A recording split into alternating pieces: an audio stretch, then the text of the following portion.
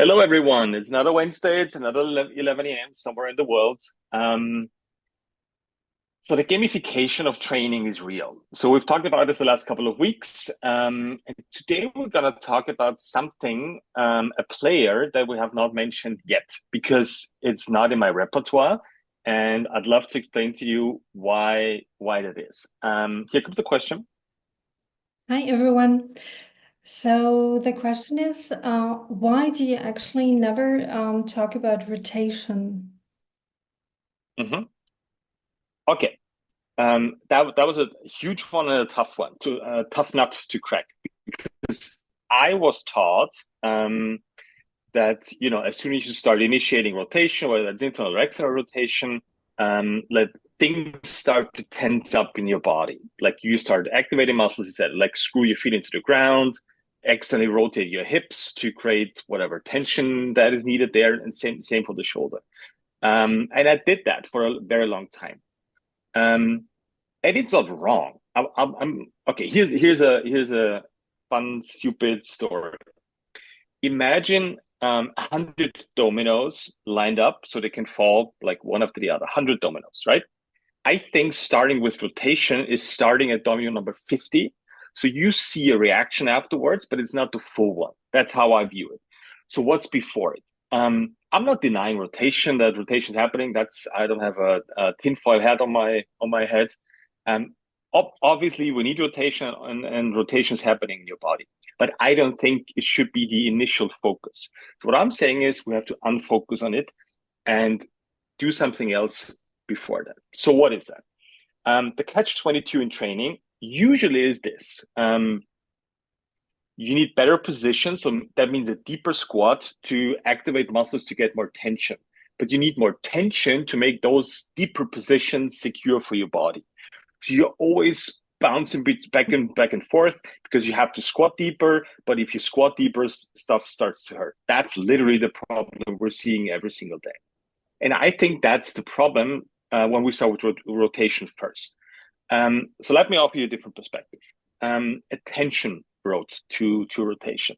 So let's define those words real quick. It took me a year actually, so it's not really quick, but I hope to break it down in like 5 seconds.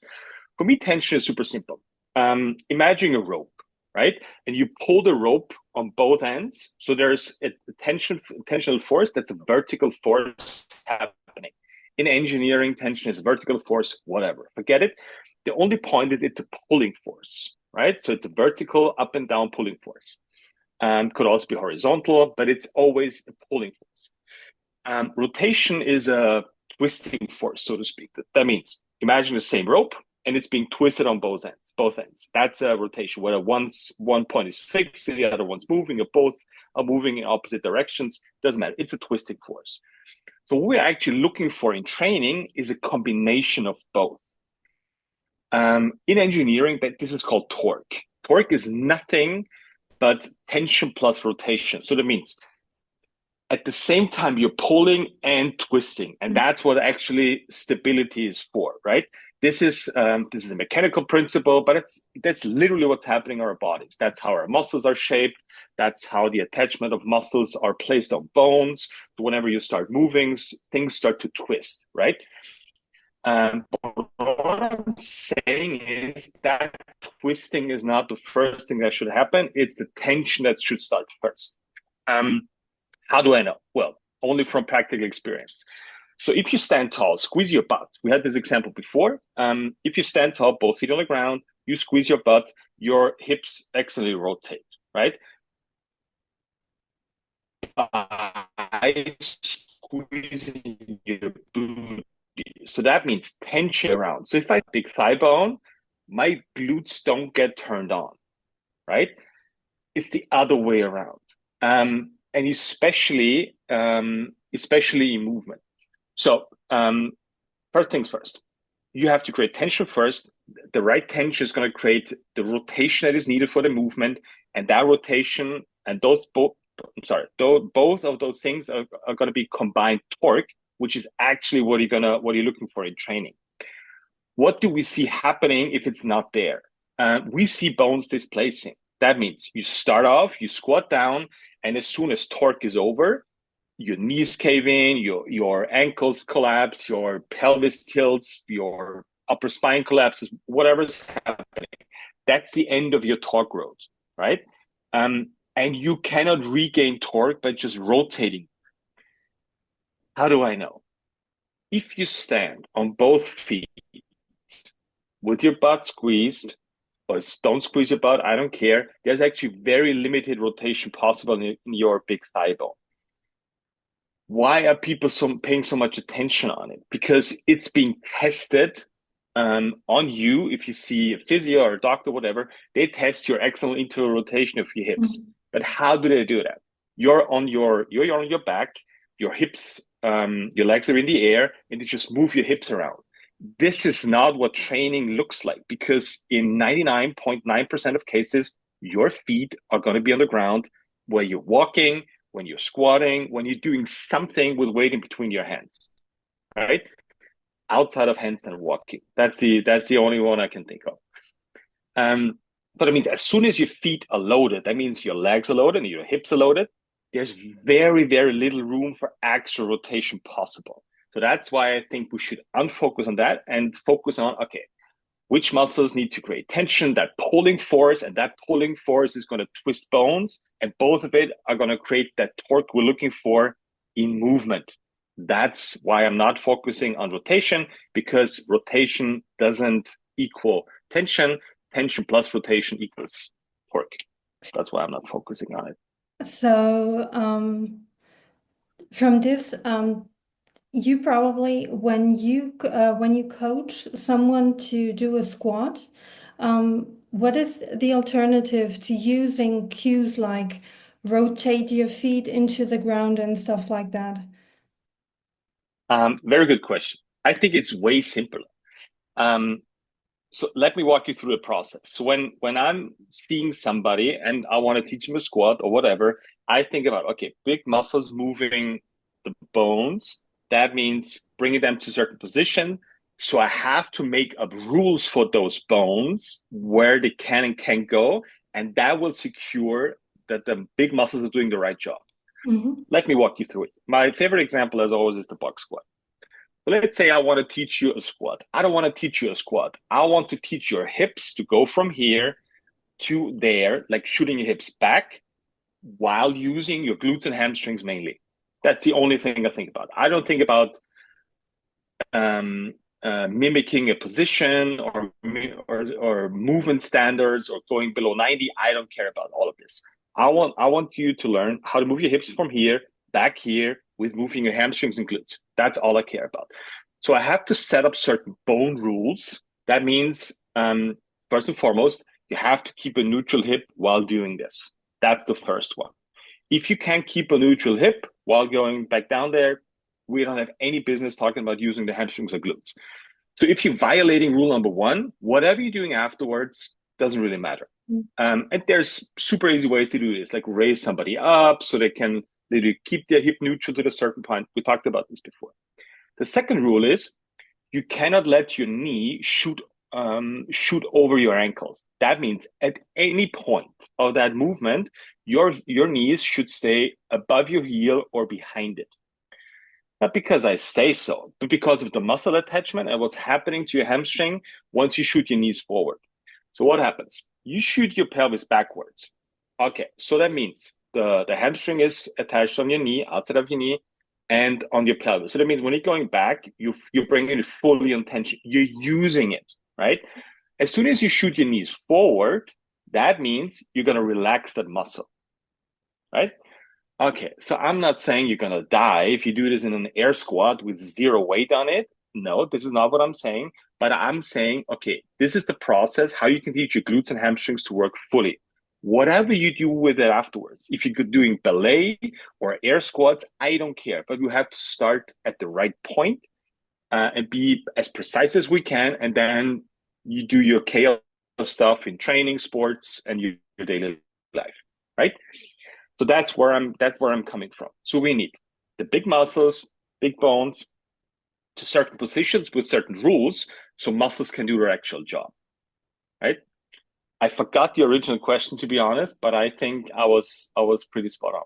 The question was with the cueing, if you want to avoid always using the same phrases Yes. like turn your kind of like rotate your feet into the Mhm. ground or stuff like that.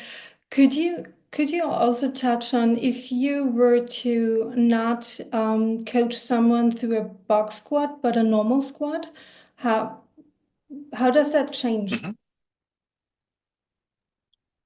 The box squat is a normal squat for me. Why? Because my goal is not to go below 90 or mimic an Olympic weightlifting squat or something else that you've seen on Instagram. My job is to make your hamstrings and glutes work in certain bone positions. That's all I'm teaching you. I don't want them to make that bulletproof. And you do whatever you want with it. You do your Olympic weightlifting squat, you do your whatever, jumping, running, I don't care. As soon as muscles do their job, you can do whatever you want with them, but it's not working the other way around. Because if you're shooting your knees forward all the time, and I guess everybody agrees on using the glutes and hamstrings on your squat, but you're never using them, guess what? The squat is not going to do for you. Strengthen your hamstring and your glutes. So why are we doing that stuff then? Mhm. Um, what I wanted to add is it's actually really simple to teach this to new people. um, because there's an element of equipment in here that makes it easier to find the right tension without using a lot of words. So let's do the box squat. We'll take a sandbag. Why do we start with the sandbag? Because if a weight is closer to your center of mass, that means you're going to create more tension towards the inside. This is what we're looking for at first, because this is the natural way of us moving. Why is that? I'm not going to go into details now, but I have it in the book. If you apply tension from above, there's a reaction from from the bottom. It's the third law of Isaac Newton, the law of motion, whatever, doesn't matter. That means the closer you are with the weight to your center of mass, the more you are aligned with your center of mass. That means the muscles on the inside of your body, which will help prevent the knees to cave in, are going to get more used. That's basically it, right? That doesn't mean a barbell squat is bad. It just means the weight, where's the camera? The weight is just on the outside. So that means this vector goes down and up. So you're using more of the outside muscles of your body. Again, this is not good or bad. I think that's just the second step after learning how to do it with the sandbag and strengthening the muscles on the inside. Then you can slowly transition into doing it with a barbell, because that's not the natural way to do it. How do I know? Because we've only been using the barbell for 150 years. And if I'm not completely mistaken, humans have been around for more than 150 years, probably 150,000 years. Whatever the number is, doesn't matter. So until 150 years ago, we used to do stuff exclusively with weight in between our hands. Mhm. Right. And is there, from a practical standpoint, between the sandbag and the barbell, do you use a safety bar, for instance, on the way, or how would you go about that? Oh, that's sneaky. You try to bring in very complex questions in here, but I like it. There's actually there's I created an equipment hierarchy. So where do you want to start? Weight in between your hands. And at the end of that scale of that hierarchy is the barbell. And there's like whatever, 3, 4, 5, 6 steps in between. For example, neutral bars, because that's a good mix between, okay, you have to pay attention towards the inside, but the weight is still on the outside. So that's a good step in between using a sandbag and moving on further towards using the barbell. I have the full hierarchy mapped out. It's not going to be in there until the second book. I'm so sorry. Um, but there's ways how to structure this for people so they have just an easier time uh, of learning how to squat without 157,000 words plus having to use a barbell, which is horrific. I've maybe mentioned this before, but if you don't believe me, that's totally fine and cool. I don't want to be right. I just want to help people. Let somebody do 20 squats with some weight in between their hands. Could be a kettlebell, could be a sandbag. If you don't have a sandbag, doesn't matter. Grab a 6 pack of water, about whatever, 6, 9 kilos. Hold it here, grab it, squeeze it tight. Let them do 20 reps of squats. Film them. First one's going to be horrible. And over the course of 20 reps, the squat is going to improve. Less caving in of the knees, less caving in of the ankles, less overextension and flexion of the spine. So the 20th rep looks better than the first one. On the barbell, this is the exact opposite. If you use even an empty barbell, people usually can do somewhat of a decent squat with like 2, 3, 4, 5 reps. But after reps 6, 7, 8, 9, 10, things start falling off the wagon. So the 20th rep on a barbell looks 100% shittier than the first one. But why is that actually? Why is that? Why is there that difference between doing it with a sandbag or anything and doing it with a barbell? So, because the sandbag helps you find the natural tension that you're supposed to use, because that's how we've been moving for thousands of years. The barbell is the opposite. So that means whatever your tension potential is right now, that is gone after like 5 or 6 or 7 reps using a barbell with the weight on the outside. So once that is gone, that means you cannot use the right big muscles, etc. anymore. That means you're going to default to something else because you've just not learned the skill yet, which is fine. And that's why visually the positions are going to look worse and worse and worse and worse over time. And I hope we can agree on that is not the purpose of training. It's not checking boxes on, okay, I've squatted this way 10 times. No. This is why I came up with the last rep rule. Your last rep has to have less bone displacement than the first one. Otherwise, well, you're working in the wrong direction. That's not a good behavior. And I don't want to reward bad behavior, as in knees caving more in and checking boxes. I want to do the opposite. I want to reward you for having less bone displacement, which is, guess what? Helping you find the right muscles, the big muscles, and you're going to get whatever the word you want to use, stronger, fitter, sweeter. I don't care. And where does actually something like a machine like the hack squat come into this whole arch? That's a really good question because I actually thought about this a lot because obviously machine training makes it easier for people to find certain muscles, right? It's there's not so much chaos, that the weight's not free, like it's just safer, right?